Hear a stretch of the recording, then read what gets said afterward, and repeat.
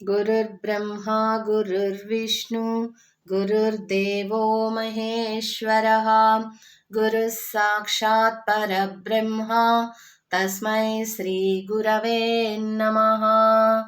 ఓం మాఘ పురాణము 27వ అధ్యాయము 26వ అధ్యాయము పుణ్యక్షేత్రములలో నదీ స్నానము.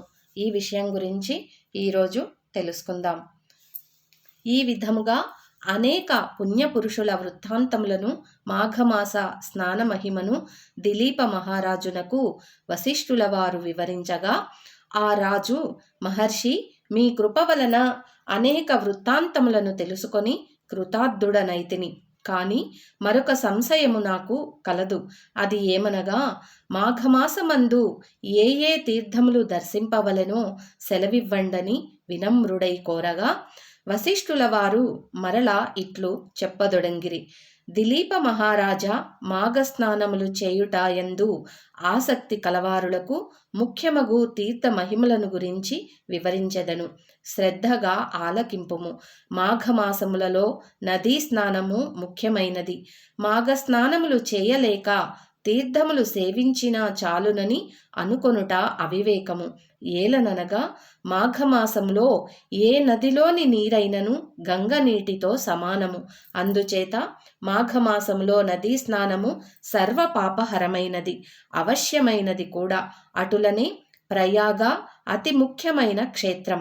ఈ భరతఖండములలో అతి ప్రధానమైన గంగా నది సముద్రంలో కలిచోటు మాఘస్నానమాచరించిన 7 జన్మలలోని పాపములన్నీయూ సహితము అరించును. మాఘమాసములో నదీ స్నానముతో పాటు విష్ణు దేవాలయములు, మహేశ్వరాలయములు మొదలగు 360 పుణ్యక్షేత్రములు దర్శించిన ఎడల గొప్ప ఫలము కలుగుటయే కాక మరల జన్మలనేవి కలుగదు. ఇక త్రయంబకమను ముఖ్యమైన క్షేత్రం కలదు. ఇది పడమటి కనుమల దగ్గర ఉన్నది. అచటనే పవిత్ర గోదావరి నది జనించినది. గౌతముడు తన గోహత్యా దోషమును పోగొట్టుకొనుట ఇచ్చటనే ఈశ్వరుని గురించి ఘోర తపస్సు చేసి గోహత్య జరిగిన ప్రాంతము మీదుగా గోదావరిని ప్రవహింపచేసినాడు.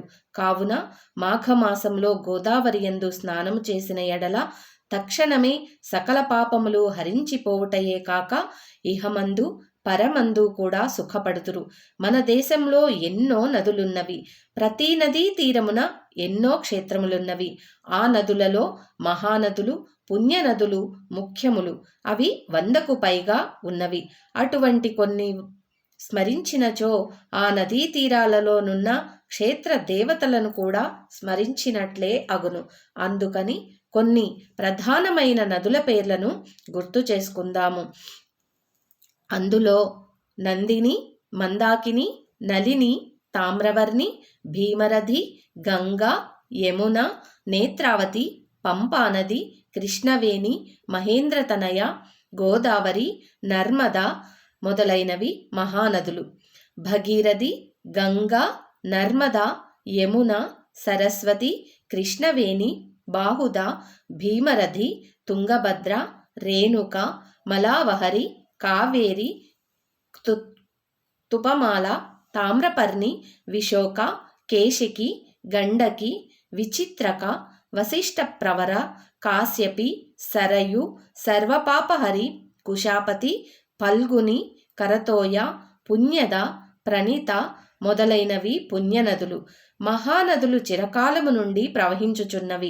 పుణ్యనదులు మహాత్ముల ప్రయత్నము వలన వారి పుణ్యము కొలది ప్రవహించి వారి పుణ్యమునందించునని మహానదులు, పుణ్యనదులు 2 విశిష్ట లక్షణములు కలిగిన గంగా, యమున మొదలైన నదులు మహానదులుగాను పుణ్యనదులుగాను అయి ఉండవచ్చును. ఈ నదులలో చేసిన స్నానం విశేష ఫలప్రదము. మనము ఆ నదులలో స్నానము చేయలేకపోయినను పవిత్ర మాఘమాసమున ఏ పేర్లను తలుచుకొన్నను పుణ్యమే కదా. ఆ స్మరణ వలన ఆ నదులను, ఆ నదీ తీరములందున్న పవిత్ర దైవములను కూడా స్మరించినట్లే అగును కదా. గౌతమీ నదిలో మరికొన్ని ప్రసిద్ధములగు ఉపనదులు కూడా కలిసి తమ తమ స్నేహ సౌభ్రాతృత్వములను చాటుచున్నవి. అటులనే వరంతప అనే ఉపనది ప్రవహించే చోట కూడా శివుడు లింగాకారముతో వెలిసి ఉన్నాడు. దానికి ఆవలగా ప్రభావము అను క్షేత్రము కలదు. ఆ క్షేత్రము బ్రహ్మహత్య మహాపాపములను సహితము పోగొట్టు కలదు. ఇందుకొక ఇతివృత్తము కలదు. సావధానుడువై ఆలకింపుము. విష్ణుమూర్తి నాభి కమలమున పుట్టిన బ్రహ్మనుకు ఈశ్వరునకు 5 తలలు ఉండెడివి. ఈశ్వరునికి పంచరుద్రుడు, త్రినేత్రుడు అనే పేర్లు కూడా కలవు. బ్రహ్మదేవుడు నాకును 5 తలలున్నవి, నేనే గొప్పవాడనని శివునితో వాదించెను. ఇద్దరూ గర్వంతో వ్యవహరించినందున చిలికి చిలికి వారిద్దరికీ మధ్య కలహము పెద్దదయ్యను. కడకు ఇద్దరూ యుద్ధము చేయగా శివుడు బ్రహ్మ యొక్క 5 తలలను నరికివేశను.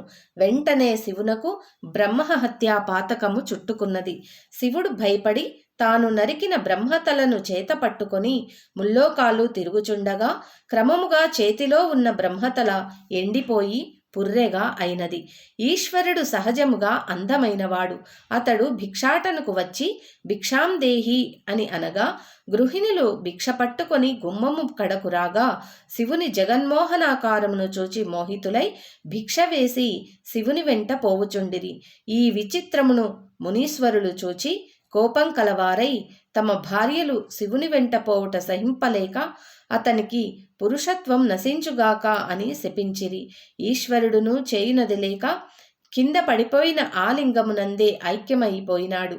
అట్లు శివుడు లింగాకారముగా మారినందువలన ఆ లింగమమితమైన తేజస్సుతో ప్రకాశించుచుండెను.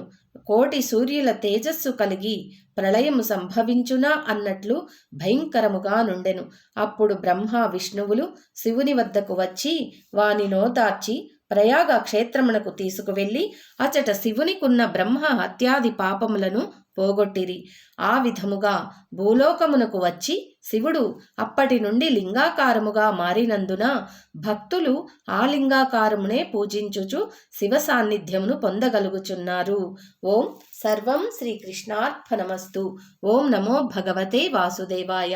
ఓం శ్రీమాత్రే నమః. ఓం శ్రీ గురుభ్యో నమః. ఓం తత్సత్. స్వస్తి.